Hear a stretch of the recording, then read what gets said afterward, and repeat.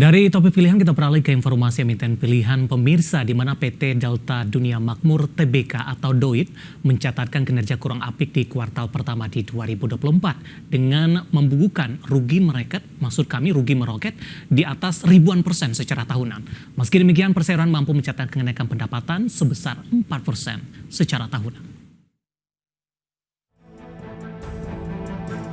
Dikutip dari Keterbukaan Informasi Bursa Efek Indonesia, PT Delta Dunia Makmur Tbk atau DOIT membukukan rugi bersih sebesar 19 juta dolar Amerika di kuartal 1 2024. Realisasi ini meroket 1.800% dibanding rugi periode yang sama tahun 2023 di 1 juta dolar Amerika.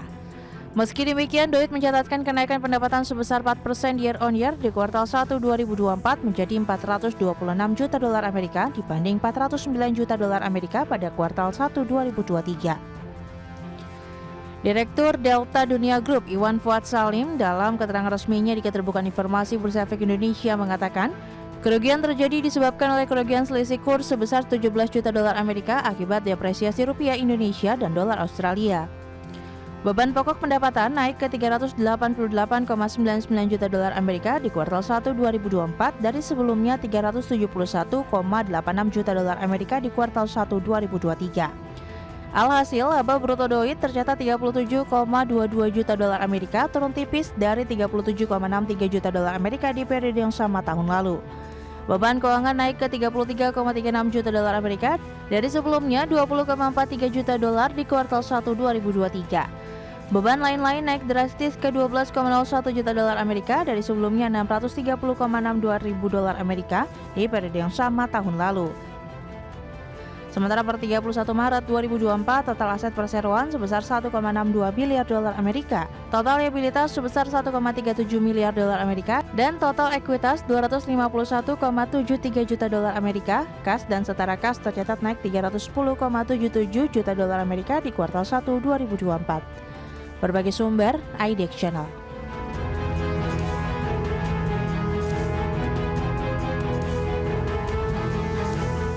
Dan langsung saja pemirsa, kita akan coba lihat bagaimana pergerakan dari saham DOIT di sepanjang perdagangan hari ini di tengah kinerja yang kurang apik. Tapi sebenarnya secara teknikal saham DOIT hari ini mengalami penguatan yang cukup signifikan. Dapat Anda saksikan grafis di layar televisi Anda. Kita ke grafis yang pertama pemirsa, pergerakan saham DOIT di sepanjang perdagangan hari ini.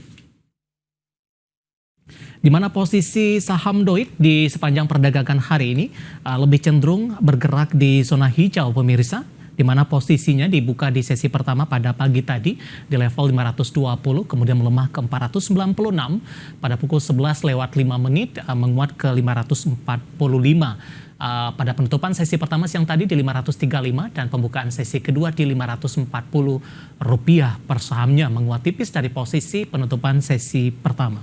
Kami akan sampaikan updatean posisi DOIT saat ini menguat di 7,77% di 555 dan intraday-nya tadi sempat ke 575 dan posisi ini disentuh oleh DOIT pada pukul 15 atau pukul 3 sore hari ini. Sementara DOIT secara intraday hari ini sempat melemah ke 496 pemirsa, kemudian berbalik arah ke zona hijau di tengah catatan kinerja yang kurang baik di sepanjang kuartal pertama 2024 maksud kami. Kita beralih ke grafis selanjutnya, bagaimana pergerakan saham DOIT di beberapa bulan terakhir. Kenaikannya juga sudah cukup signifikan pemirsa, karena di perdagangan Maret saham DOIT ini sudah mengalami tekanan yang cukup dalam. Kita ke grafis selanjutnya untuk DOIT.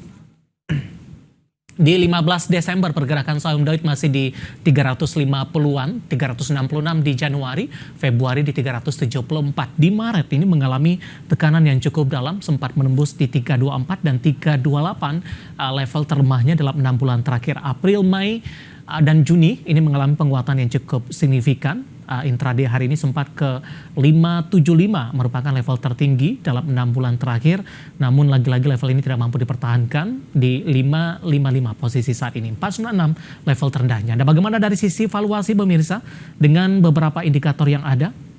Dapat Anda saksikan juga grafis di layar televisi Anda, PER dan PBV-nya dan juga beberapa indikator lainnya. Dapat Anda saksikan grafis di layar televisi Anda, posisi dari price earning ratio-nya minus di 3,81 kali, PSR-nya di 0,17 kali, PBV-nya di kisaran 1,16 kali, dan PCFR-nya di 1,46 kali. Kombinasi secara fundamental, teknikal, dan juga dari sisi valuasi, semoga bisa menjadi salah satu referensi untuk Anda.